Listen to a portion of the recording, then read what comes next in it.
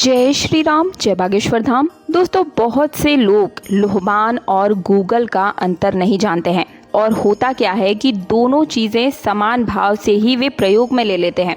लोहबान और गूगल, इनका बहुत ही अलग अलग महत्व होता है। दोनों अलग अलग हैं। इनका रहस्य जानने के बाद आप 100% सोचेंगे, हर बार सोचेंगे इसको प्रयोग में लाने से पहले।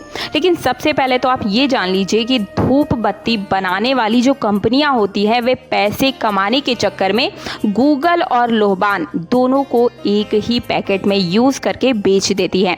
इसलिए आम जनता इनका कन्फ्यूज़न दूर नहीं होता है और ये चीज़ें स्वाभाविक है। इस वीडियो का सिर्फ और सिर्फ एक ही उद्देश्य है, इसी भ्रांति को दूर करना। जी हाँ दोस्तों, सिर्फ हम आपके भले के लिए इस वीडियो को बनाने जा रहे हैं। वीडियो थोड़ी सी लंबी हो सकती है, लेकिन आप इस वीडियो को देख के लास्ट में खुद बोलेंगे कि बहुत ही अच्छी जानकारी आज मैंने आपको दी है। देखिए, बहुत ही विस्फोटक हो जाता है इसका परिणाम अगर आप इन चीज़ों को गलत तरीके से प्रयोग में ले लेते हैं। आज मैं आप सभी को इसी से जुड़ी हुई बेसिक से लेके पूरी लास्ट तक संपूर्ण जानकारी देने वाली हूँ।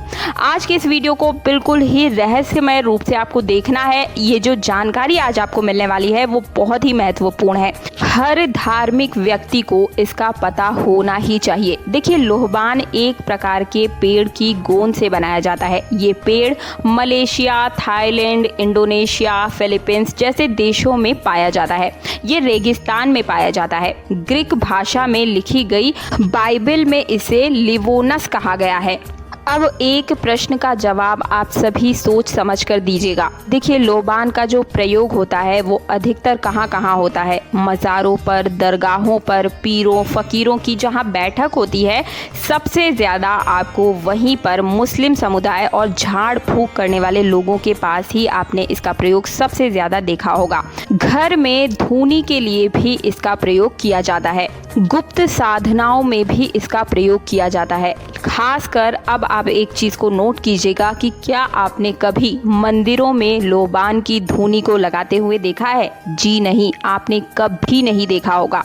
धार्मिक आयोजन, कथा, सत्संग, हवन, यज्ञ ऐसी जगहों पर कभी भी लोहबान का प्रयोग नहीं किया जाता है। ना ही आपने कभी ऐसा देखा होगा। आखिर कारण क्या है? दोस्तों, हमारे शास्त्रों में ऐसा उल्लेख है कि तामसिक शक्तियों को अपनी ओर आकर्षित करने के लिए इसका प्रयोग किया जाता है। भूत, प्रेत, पिशाच आदि का आवाहन करने के लिए या फिर साधनाओं में इसका प्रयोग किया जाता है। विशेष रूप से इनका उल्लेख वहीं पर आता है।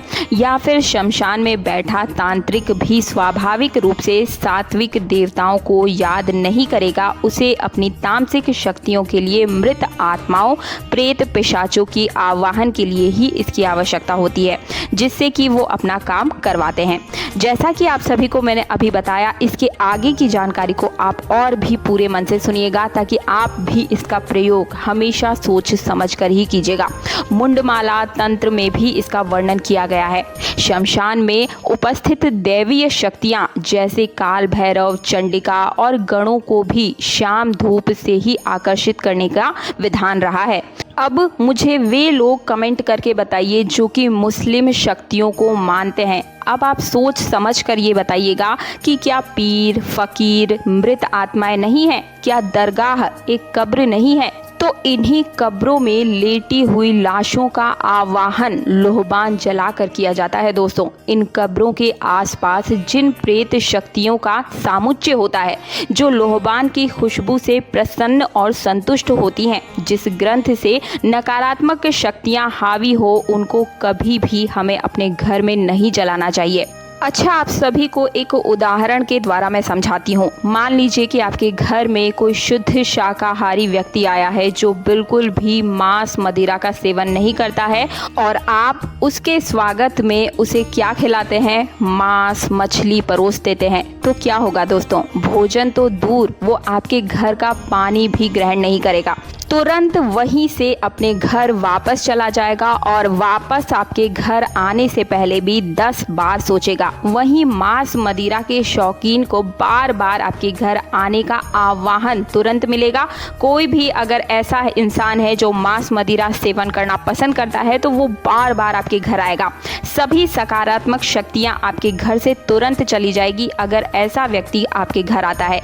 तो यहीं पर मैं बात कर रही हूँ ईश्वर की। अगर आपके घर में भगवान आ रहे हैं और आपने अपने घर में लोहबान जला रखा है तो क्या वे आपके घर में प्रवेश करेंगे? जी नहीं, कभी भी आपके घर में सकारात्मक शक्तियां नहीं आएंगी, कभी भी आपके घर में मां लक्ष्मी नहीं आएगी, कोई भी देवी देवता आपके घर में कभी नहीं आएंगे। आपके घर आएंगी तो सिर्फ और सिर्फ नकारात्मक शक्तियां, भूत प्रेत पिशाच, और इसी की वजह से आपके घर में हमेशा कलेश भी बना रहेगा और असुरी शक्तियां ही आपके घर में हावी होती चली जाएंगी। इसलिए कभी भी आपका इसका प्रयोग करें तो सोच समझ कर ही करें।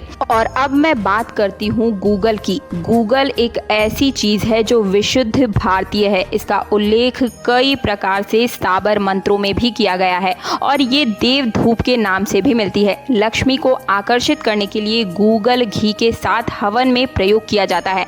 माँ बंगलामुखी के साबर मंत्रों के लिए हवन में भारी मात्रा में गूगल या देव धूप का प्रयोग होता है क्योंकि ये देवताओं और मनुष्यों का समान रूप से आकर्षण करता है। गूगल, कपूर, लौंग शुद्ध हैं और गौ माता का भी ये प्रिय है।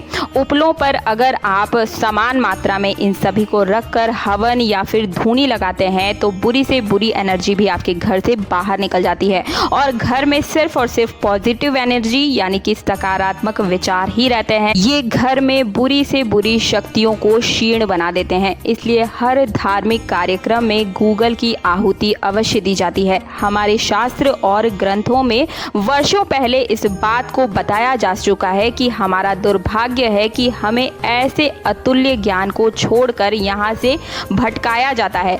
तो लोहबान का प्रयोग बिल्कुल भी आप ना करें। इस वीडियो को जितना ज़्यादा हो शेयर करें। लोहबान का प्रयोग बिल्कुल आज ही से आपको छोड़ देना है और वहीं गूगल का प्रयोग ज़्यादा से ज़्यादा आप अपने घर में कीजिए। कहीं भी आप हवन करते हैं तो भी आपने गूगल के प्रयोग को देखा होगा।